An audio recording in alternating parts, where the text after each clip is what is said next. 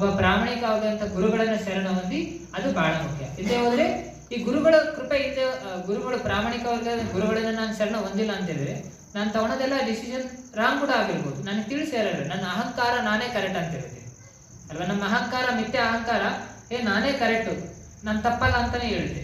ಅದಕ್ಕೆ ನಾವು ಒಬ್ಬ ಪ್ರಾಮಾಣಿಕವಾಗಿರುವಂತಹ ಗುರುಗಳನ್ನ ಶರಣ ಹೊಂದಬೇಕು. ಅದಕ್ಕೆ ಭಗವದ್ಗೀತೆಯಲ್ಲಿ ಕೃಷ್ಣ ಏನ್ ಹೇಳ್ತಾನೆ, ತದ್ವಿಧಿ ಪ್ರಣಿಪಾತೇನ ಪರಿಪ್ರಶ್ನೇನ ಸೇವಯ ಉಪದೀಕ್ಷಂತಿತೆ ಜ್ಞಾನೇನ ತತ್ವದರ್ಶನ. ತತ್ವದರ್ಶಿ ಅಂದ್ರೆ ತತ್ವವನ್ನ, ತತ್ವ ಅಂದ್ರೆ ಅರ್ಥ ಏನು, ಸತ್ಯವನ್ನ, ಪರಮ ಸತ್ಯವನ್ನ ಯಾರು ತಿಳ್ಕೊಂಡಿರ್ತಾರೋ ಅವರು ಆ ಗುರುಗಳು, ಪ್ರಾಮಾಣಿಕ ವರ್ಗದ ಗುರುಗಳನ್ನ ನಾವು ಶರಣ ಹೊಂದಬೇಕು. ಅವ್ರ ಮುಖಾಂತರ ಜ್ಞಾನವನ್ನ ನಾವು ತಗೋಬೇಕು, ಅವ್ರ ಮುಖಾಂತರ ನಾವು ಗೈಡೆನ್ಸ್ ನ ತಗೋಬೇಕು. ನಾವು ಸ್ವತಃ ಡಿಸಿಷನ್ ತಗೋಬಾರ್ದು ಅಂತೇಳಿ ತತ್ವದರ್ಶಿಗಳಾದ್ರು ಪ್ರಾಮಾಣಿಕವಾಗಿರುವಂತಹ ಗುರುಗಳನ್ನ ಶರಣ ತಗೋಬೇಕು.